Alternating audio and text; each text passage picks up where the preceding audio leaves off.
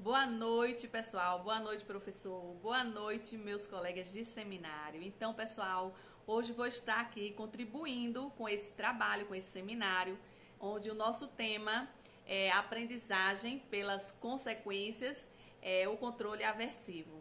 Devido a um motivo de força maior, relacionado à minha vida profissional, vou estar aqui contribuindo, transmitindo através desse vídeo sobre quais as alternativas ao controle aversivo.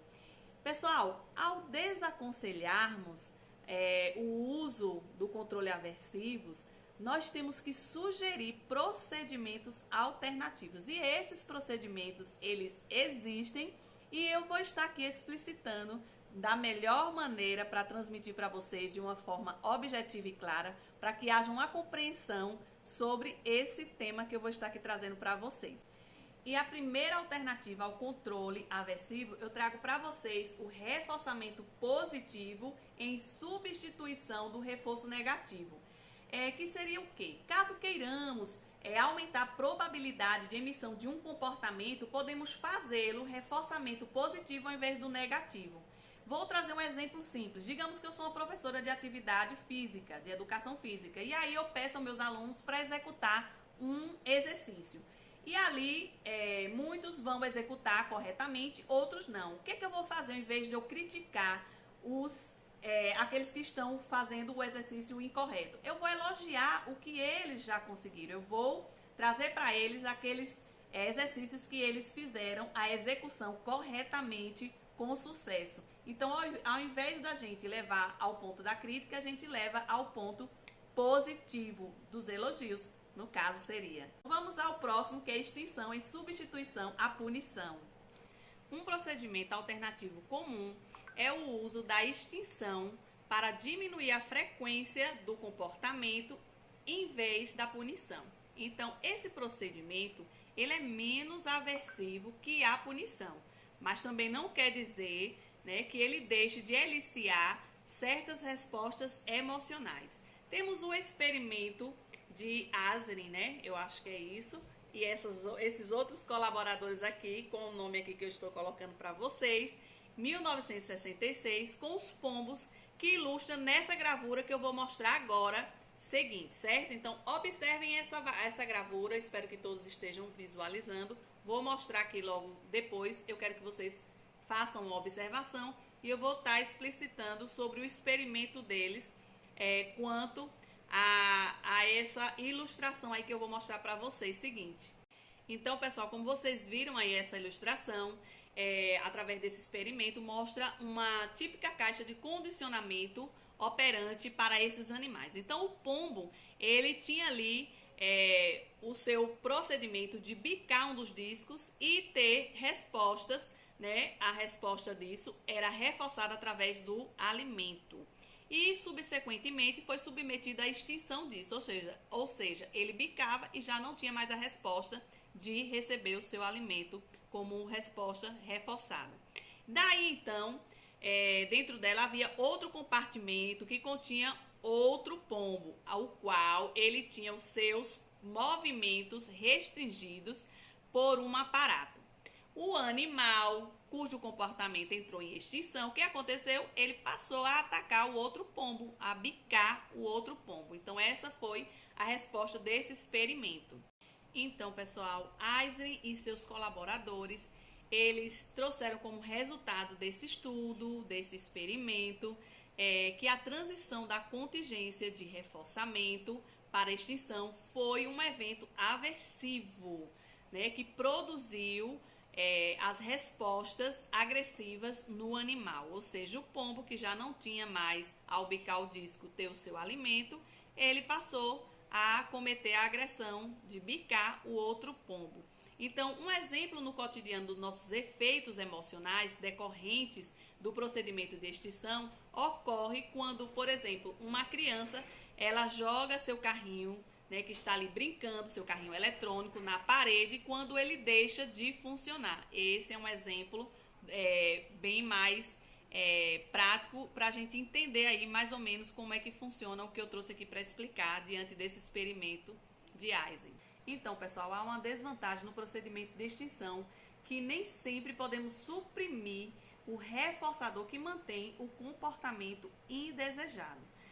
A ausência de reforçamento também pode trazer um agravante para um quadro depressivo, certo? Por exemplo, uma pessoa que foi diagnosticada com depressão, além das alterações comportamentais, ela também pode trazer uma incidência de relatos queixosos. E muitas vezes esses processos envolvem o insucesso nos seus empreendimentos de vida, vida familiar, vida profissional, e por justamente no seu ambiente de vivência elas terem escassez de reforçadores. E tudo isso está relacionado aos seus comportamentos que raramente são reforçados. E daí, ao receber um cliente com procedimentos, características de depressão, o terapeuta ele pode estar aplicando ali um procedimento de extinção para diminuir a frequência de relatos queixosos. Ou seja, quando o paciente relatar seus processos de queixa, ele vai estar ali colocando um comportamento em extinção com a falta da atenção, ou seja, o terapeuta não vai estar dando a devida atenção. Com isso, o cliente pode parar de falar, mas também ele não vai estar aprendendo uma nova maneira de lidar com as pessoas que não dão atenção, que isso é causado geralmente no seu ambiente de vivência, né? Ele não tem esse reforçamento. Com isso, ele pode abandonar o tratamento por não ter tido a devida atenção, que é um reforçador, e de tal modo que o tratamento constituiria mais uma vez em um ambiente em qual os reforçadores são escassos. Em resumo, a extinção é preferível à punição como forma de diminuir a frequência de um comportamento considerado socialmente indesejável, pela durabilidade de seus efeitos. Porém, a extinção, como única alternativa ao uso de punição, também tem suas limitações, o que a torna menos eficaz em outras opções.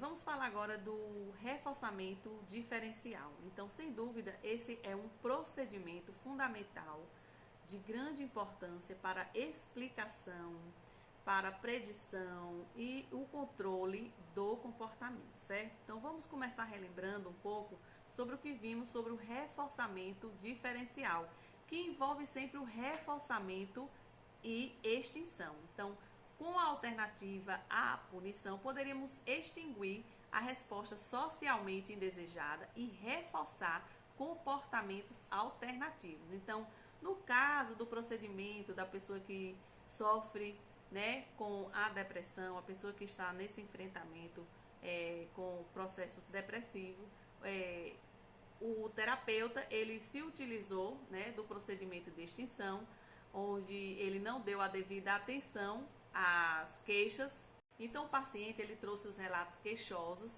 característicos do quadro depressivo, ao qual eu explicitei anteriormente. O terapeuta ele poderia colocar em extinção os relatos queixosos e ao mesmo tempo ele trazer um reforçador, ou seja, reforçar relatos acerca de outros temas que não os problemas do relacionamento do indivíduo, certo? Assim o cliente aprenderia a emitir outros comportamentos socialmente mais desejáveis, mantidos pelos mesmos reforçadores outroras produzidos pelos relatos queixosos. Então, usar essa intermediação, o reforçamento diferencial traz esse sentido de não só usar um procedimento, mas entender outro aplicando para melhor desenvolver. Então, trazendo aqui a última alternativa, que seria o aumento da frequência de reforçamento para respostas alternativas. Então, isso envolve um reforçamento diferencial, certo?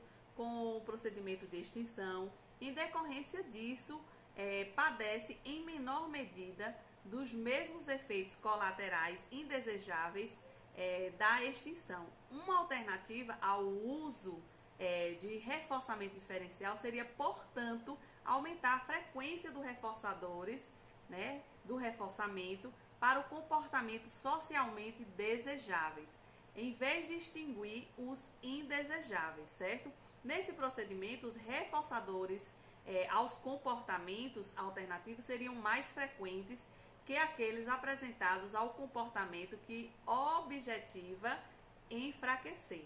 Então, para melhor vocês entenderem, ainda sobre o exemplo que foi dado do cliente, né, com o seu comportamento, o seu processo depressivo, o terapeuta ele iria continuar dando atenção em alguma medida, certo, aos seus relatos queixosos, e ao mesmo tempo ele iria aumentar a frequência de reforçamento para outros tipos de relato verbal. Dessa forma, o indivíduo aprenderia a novos comportamentos socialmente desejáveis e que obteria a atenção de outras pessoas. Com isso, é provável que a frequência dos comportamentos queixosos diminua sem que necessariamente sejam colocados em extinção.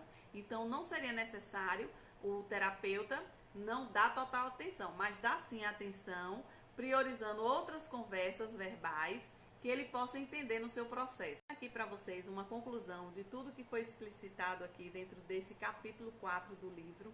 A gente traz uma conclusão que fica claro para analistas do comportamento que o controle aversivo, como procedimento destinado a alterar a probabilidade de emissão de um comportamento, deve ser aplicado apenas em último caso, o que não significa que devemos parar de estudar esse tipo de controle tão frequente em nosso dia a dia. Além disso, o controle aversivo não é somente social. Então, caso coloquemos o dedo lá na tomada e a gente tome aquele choque, né, isso será uma punição positiva que provavelmente diminuirá a probabilidade de uma recorrência desse comportamento no futuro. Assim, por mais que evitemos, o controle aversivo é parte constituinte da vida cotidiana.